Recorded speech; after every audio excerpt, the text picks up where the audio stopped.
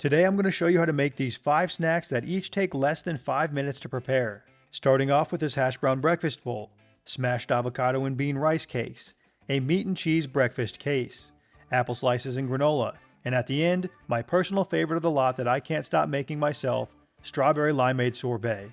Look, I wish I could be a person that can snack on raw vegetables, but I just can't do it. I truly believe eating raw vegetables is the highest form of human torture. That's why I founded Snack City.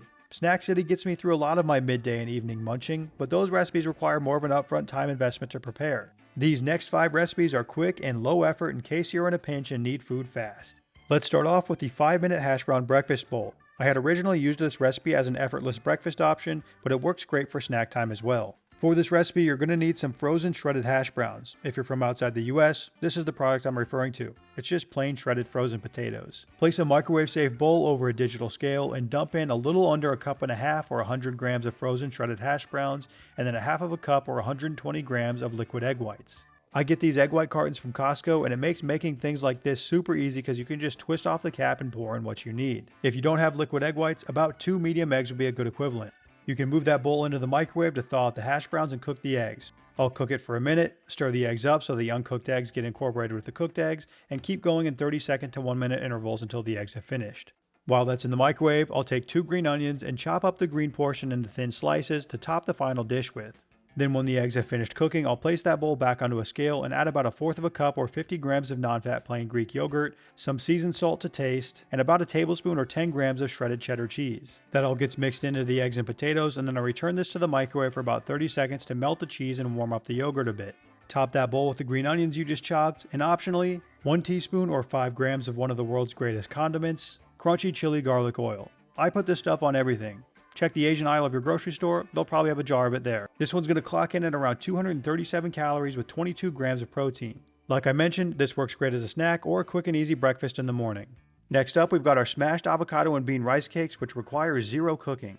You can use any kind of white bean for this recipe. The reason we're including these is for a little bit of protein and for the extra fiber to help us stay full for longer. Crack open your can and drain and rinse the liquid away from your beans. Place a bowl over a digital scale and add in 1 small avocado or 100 grams worth. Follow that up with about 1/2 cup or 100 grams of the canned beans. Give that bowl a light sprinkling of salt and pepper to match your preferences, and then smash the beans and the avocado together until you reach a somewhat smooth consistency. Then you can add some lime or lemon juice to taste. I did about 2 teaspoons or 10 grams worth. All that's left to do is top your rice cakes and eat. This amount is going to make you 4 rice cakes. If you don't need to eat all 4 in one sitting, you can store the excess in the fridge for another day. These are the regular sized rice cakes that weigh about 9 grams. I'm going to top each of them with about 50 grams of the smashed avocado and bean topping. That gets spread across the surface, and then to finish it off, I add about 1/2 teaspoon or 2 grams of everything bagel seasoning. Each one of these individual smashed avocado and bean rice cakes has about 108 calories and 3.1 grams of protein. It's only going to take you 5 minutes to make, and it will save you from snacking on those chips sitting in your pantry.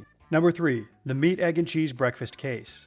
This can be used as a snack or another quick breakfast option for you in the mornings. To make this, crack 1 egg into a bowl and beat it with a fork to combine the yolk with the white. Place an 8-inch skillet over the stove and heat it over medium-low to medium heat. Spray it lightly with some oil, pour in your eggs, and twirl the pan around so that the eggs coat the entirety of the bottom of the skillet.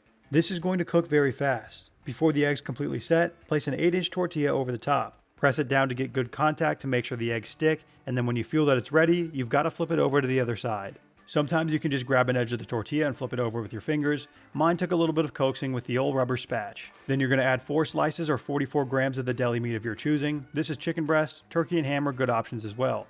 Next, you can place on top 2 thinly sliced pieces of cheddar cheese or 20 grams, and then fold the quesadilla in half to melt the cheese and finish browning up the tortilla. It should only need 20 seconds or so on each side, and then it's ready for you to eat. The estimated nutritional value for this meat, egg, and cheese case is about 331 calories and 22 grams of protein. And now you want to see an underwhelming cheese pull? Ooh, look at that. I don't cheat like they do in the commercials. And number 4, apple slices and granola. I've legitimately eaten a variation of this probably 1,000 times over the last 4 years. It's one of my go-to treats following a meal. Wash and cut 1 medium-sized apple or 200 grams worth into slices. Then before I throw the center away, I have this really fun thing that happens inside of my brain where it tells me that if I don't clear the remaining apple away from the core in precisely 4 bites, it means I'm going to die. So I do it every time.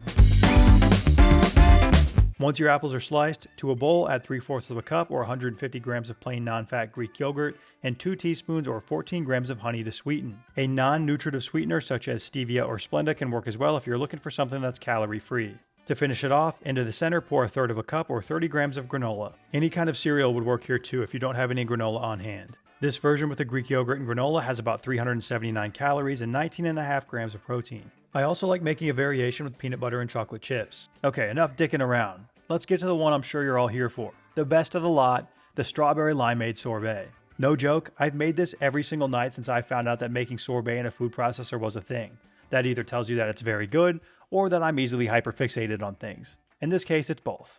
Set up your food processor, and to it add your 2 cups or 280 grams of frozen strawberries, 1 tablespoon or 15 grams of lime juice, 3 tablespoons or 45 grams of water, and then between 2 and 3 tablespoons or 30 to 45 grams of maple syrup, depending on how sweet you want this to be.